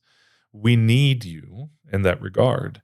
And I talked to the TPU, the Turning Point USA people, and they have energy and they have drive and they have motivation, but they have no resources, right? They're just college kids trying to, buy some pizza, and I feel incumbent upon my generation to pull those two together and give hope to the young who say it's pointless, and give hope to the old who say it's pointless, because it's not pointless. It is not. And all you have to do is get on an airplane and go to another country, and you'll immediately realize it's not pointless. Yeah, London had no AC when I was there. It's not good. But the point is that freedom is what pulls us all together. And the boomer generation has got something to bring to the table, and so does the young. And for us to basically tear that apart and then put our two generations against each other, we've already got politicians and political parties, and I mean, we don't need that. You know, we don't need that. And I think we need to pull together in order to get some of this stuff done. Do and you see pass that the divide torch. that I'm talking about, though? I do. Am I misreading that? No, Okay. I think the older generation is concerned that we're heading the wrong direction, and I believe that they are correct, and we need to listen to them. The young generation says, I'm not being listened to, and they need to be encouraged in saying, like I'm doing to you, your voice does matter. And it is, I mean, you have a podcast. I get it. You know, you're starting it up, this, that, and the other, but I have seen the youth make such, how many influencers do we have on the internet, for heaven's sake? Too many. Yeah, too many. But this is the era of communication, and I just see so much promise and so much opportunity that we can pull these together. And while we may fight on left and right, we do not need to be fighting between young and old. No. Are you seeing? Are you actually seeing tangible progress in that connection? Because I think maybe one of the symptoms I'm having is the microwave culture of my generation, right? Like it didn't happen immediately. Yeah. And so it sucks. You know, like this change didn't happen one day, so now I'm done. And maybe that's a symptom I'm having here where like I have been paying attention to like a lot of who I would call moderate politicians get cooked for not being full MAGA. Yeah. You know what I mean? Are you seeing any tangible progress in that? Because I think that's where I get most discouraged is when TPUSA calls Thomas Massey a rhino. Yeah. What's a rhino? Can you tell the people what a rhino is? Google it. It's an insult. It's an insult. Yeah. And then Thomas Massey was one of Charlie Kirk's favorite politicians. Yeah. Like, I think that's where I start to get discouraged. It's like, oh man, like that we're slamming the people that look like common sense to me. A rhino is somebody that's Republican in name only. So Okay. basically, if you're reasonable, Gotcha. you're Anyway, but like I think that's where I get discouraged. It's like I could see you. Maybe this goes back to where we started. I could see you. Just so everybody knows, first time Bradley and I have talked today. So this is just us getting to know each other. There's nothing preloaded in here. I could see you if you take this common sense approach, but don't completely put on the MAGA, I support everything Trump says and does, or I support everything that Republican Party says. I could see you getting cooked, for the sake of a Gen Z term, cooked for not fully buying into that. And I guess your response to that would be, I don't care, or are you seeing progress? I think what you say is the playing field, and it puts pressure on politicians. It takes a dead fish to go against the flow. Or I'm sorry, it takes a live fish to go against the flow and a dead one to go with it. And that's one thing that needs to change. And when one person goes and another comes and another comes, not that I'm going to be at odds with the Republican Party, but I think the Republican Party has actually got room for individuals to disagree. The Democrats are in lockstep, but the Republicans have had people disagree. I would agree with that. I said that last week. I was like, you're watching a lot of actually right-winged, independent media people be very critical of Republicans right now, which didn't happen on the left side from 20 to 20 to 24. So I think, we need to keep that in mind, that there is a healthy debate. But you were also talking about I think you called it the microwave generation, but you want it now. Justice Scalia, he was a Supreme Court justice and passed away. He was he very eloquently was saying that he was talking with people, and they're like, "Oh, the left and the right, and nothing ever gets done in Congress, blah blah blah, and government moves, and things aren't getting done." And he said, "Perfect. That's exactly what our founding fathers intended, right? We the people should be living our lives. I mean, do you want more government in your life? No. Okay, well then you want them gridlocked, right?" And when I say gridlock, of course not in every single thing, but the point is you don't want it to be easy for everything to just get like into your life. Sign a bunch of executive orders. Yeah, you don't want that to be if easy. we had a king, there's no discussion. He or she does whatever they want, right? Boom. Yeah. Right. Obviously, you want some gridlock, and we need to come to appreciate that. Instead of because the more that we say, well, government this, government that, and why aren't they? Well, who's really in charge of the country? That's a good question. So we the felt people, rhetorical. Oh. but we the people should be. And Agreed. I'll bring it local for you. Sure. You ready? Yeah. So I know you have some opinions on taxes and things like that. Okay. Yes. Locally, at the end of the day, what I think we should be generating revenue.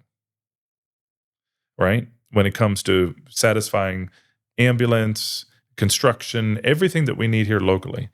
It's not a matter of taxes, it's a matter of revenue. Now, I say that. I think something as simple as this, right? And this is where I'm saying we the people are in charge. We should make a trifold of the federal, state, and local and county taxes and put that in everybody's mailbox. And then us citizens of Fayette, we go looking for business with that. We go into Columbia. So if we're at a nice restaurant and say, hey, would you like to open a restaurant in Fayette? This is our tax situation. This is where we're at. Oh, sure. Yeah. We can do that. We don't need to wait for City Hall to do something. Yeah. Right? So, but the empowerment of we the people is getting denigrated is my point. That we're like, well, the government's this and the government. Well, how about we the people do these things? Right? And I think, that's why, going back to what we started with, the government should be small. Our job is the government's job is to protect and make, a safe environment, right? And, make sure that, utilities are not going to be toxic. And that's about it. Then get out of the picture and go ahead and let the people get the business to come in. Having a city alderman or an individual try to get businesses to come in is not the right person. I think the people should be. So, I'm just saying that the younger generation has seemed to they're reducing their power, they're reducing their freedom and their ability, and somehow they're deferring it and letting, well, the government should do this and they need to fix that and we need to make rules. No, we just need to be free people, and we just need to go ahead and bring in the businesses ourselves. They're not going to come here. We need to go find them. Yeah. I mean, I think that's been my biggest argument around trying to make Fayette attractive is if we walk around with the largest. And I'll challenge you on that. That's attractive as in people coming. We need to go find them. That's what I mean. Like, I want to recruit business here. Yes, recruit. And I want it to be attractive. Yes. Right now, it's not attractive. That's been my biggest argument around the sales tax increases. Yeah. And people will not be incentivized to spend money at the shops that come here. Right. But it's we're reiterating each other. Yeah, but yes, it needs to be enticing, and good fertile ground. But we also need to proactively get out of our seat and talk to people and bring them in. Yeah. And we have a small community. These families know each other. We can do this. Yeah. Right. And you've seen small towns turn themselves into something. They're known for bed and breakfasts or whatever it may be. Yep. And that is the motivating speech that needs to take place. Instead of expecting, 2 or 3 aldermen to just make everything happen. That's not gonna work. Yeah. Okay, that's good. I think that's a good way to start segueing into the end of this. And then, of course, anything that you want to make sure you say, please do. Sure. And then we can even clip it up and make it look good for you. But circling all the way back to local Fayette, when you have evaluated your time here, the landscape of the town, the county, what are some simple solutions you think you could see to help this town? What's your overall assessment of this town? Is it headed in the right direction or is it not? What does it need? What would be something cool you'd love to see? That kind of stuff. Just dream with me on Fayette. Sure. Well, I think we need to acknowledge that online shopping has impacted small towns, and I think COVID has impacted small towns. That's good or bad? In a negative way. Okay. And I think small towns, Fayette, is trying to bounce back from that, which goes to my original point, not to repeat myself, but so presently we need to go ahead and try to be proactive in recruiting. And we need to get engaged. So we need to go to City Hall and say, hey, we would like lower taxes. We need to go to Howard County and say we want lower taxes and voice our opinion. If we're not actually there, then we're just noise. We need to go to our individuals and push for that. Can we pause there? Can you correct my attitude when you say that? Because people say that all the time. Sure. I get frustrated because I'm like, So in order for my voice to be heard, I have to show up at that thing. Because then I'm like, what's the point of like, having representatives that represent me at city council, right? Yeah. Can you correct that for me? Because it's a negativity I have. Okay. And everybody says that. Like, well, if Yeah. you really want a voice, show up. And I'm like, no, that's what we elected you guys to do. You know what I Sure. mean? But so clean me up on that. Well, this is what I would say is which one's going to have more impact on our elected officials, face-to-face or online? I would say face-to-face. In a small town, this is why you want government. We just hate conflict, man. We'd rather type on the keyboards. Hey, you know? I agree, but if we I'm want safer here behind the cameras. You know? well, let's change the word conflict for First Amendment, right? And that goes back to what I was saying. Those discussions will take place. I'm sure if you walk into City Hall and you voice your opinion, they will not agree with you, but they may actually take something the next day later on, may or may not. But the point is that we can't avoid conflict and then hope for things to get better. Yeah. Right? Things are hard. So microwave. But to clean it up, all I'm saying is that I think the most impactful way is face-to-face. Even at the federal level, that's why I said I need to do town halls. I need to come in and see face-to-face so that I do not lose connection. Because you will. If they, they're right down the road, but right down the street. But if we don't actually go there, then it's just them in a room by themselves with like one person. Yep. Then they're going to get lost. Yeah. So okay, well, keep riffing on Dreaming of Fayette. Yeah. So, but presently, I think that would be a good thing. I think we should, as a town, we need to believe in our town and try to bring people in and convince them and recruit and tell about the good things that we have. I know there's varying opinions, but we have a unique makeup. I know we have a university. Some people like it, some people don't, regardless. But that's a unique makeup. We have a beautiful, layout when it comes to the square. It needs some attention, sure, but it's a great shopping place. We have, unique demographics. I just see a lot of potential in Fayette, even more so than the other small towns. So I think we need to celebrate and we need to communicate that when we eat at Boonville, we need to be expressing Fayette. Right? And I think that will make for a brighter future and it'll increase the morale. That's something that I would like for Fayette. And I think from there, it would spawn a lot of innovative ideas because people are going to start believing, oh, wow, we can actually do these things. I've seen some construction take place in town. I find that encouraging that we're getting some things done. I think we need to applaud that. I'm sure there's some issues that we would also take with it, but we just need to come together because if we don't, this small town, the buildings will fall. They will. Some of these buildings at the square. So at the end of the day, it is the people. It really, really is. If we keep fighting with each other, these buildings are going to collapse. The town will collapse. And not to be negative, it's just reality.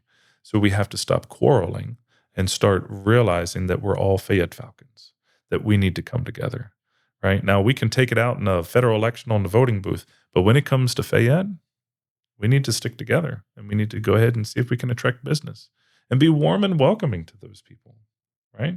When we get outsiders to come in, that's a good thing, guys. That's a good thing. Yeah. Right? Put on like your dad hat for a second. Sure. What do you wish was here?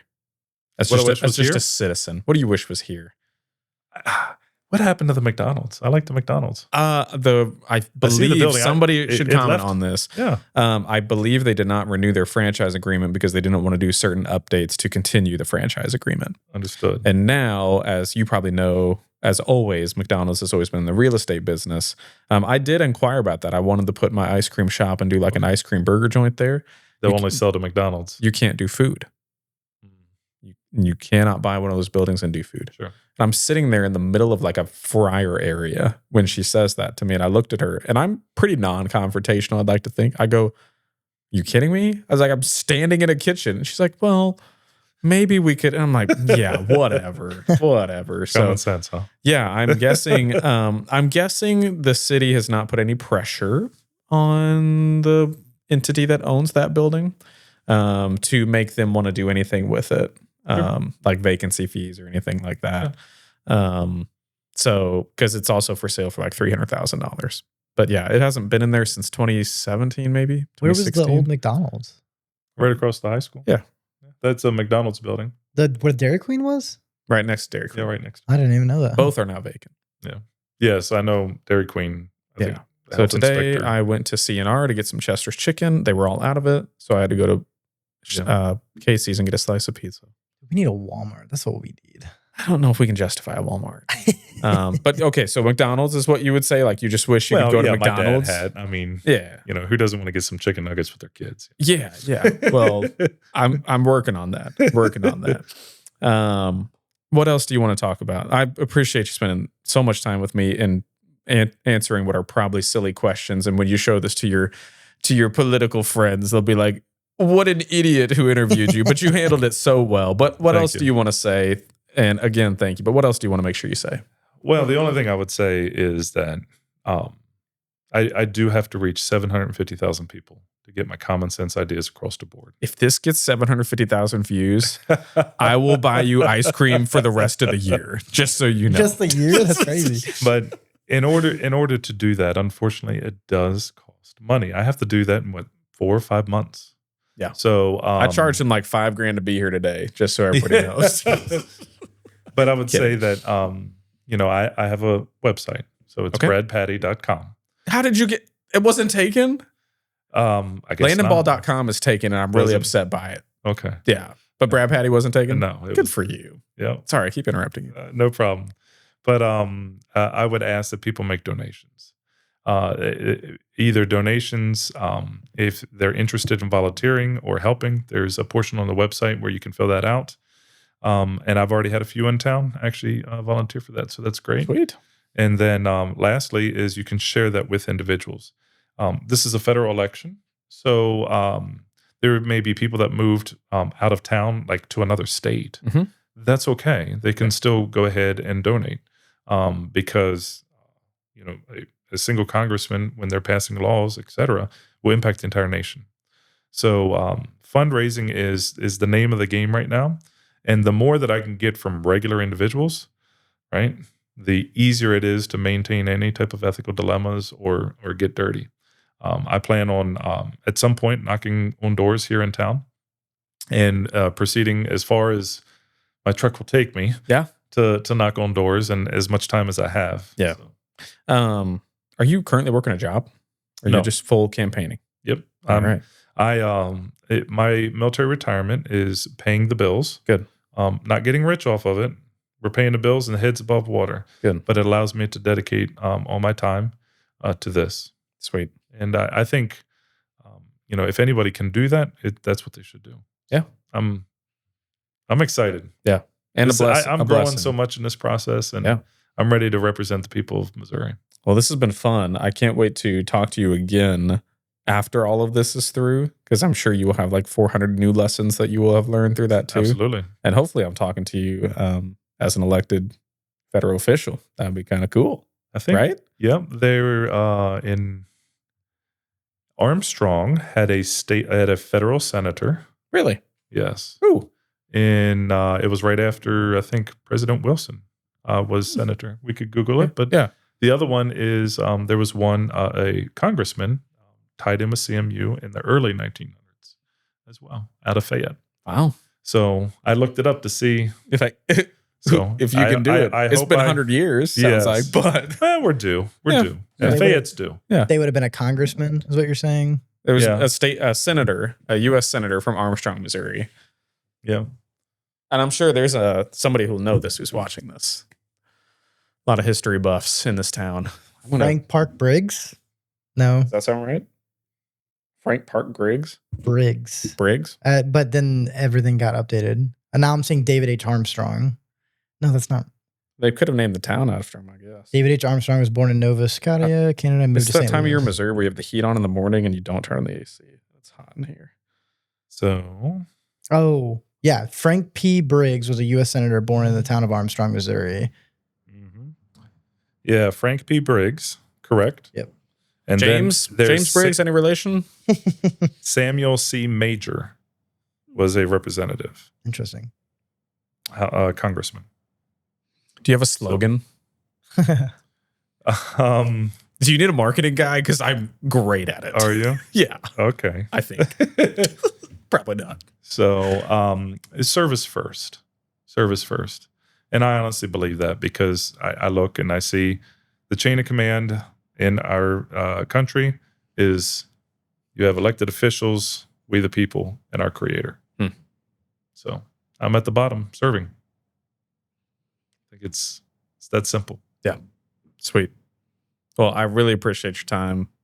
Thank you for gracing me with your presence. I mean, you've got those boots are sweet. You got the looking good, and your hair came back great. That's pretty crazy. Are you like cancer free? Like Yes. good? That's awesome. Praise the Lord. All right, folks. Well, you can go to bradpatty.com and get involved in whatever way. Link in the description. Yeah, link in the description. Absolutely do that. Appreciate your time. And folks, the encouragement today is get out and be involved, as I probably continue to say that in like every podcast. Thank you, Brad. Appreciate it. All right. Thank you.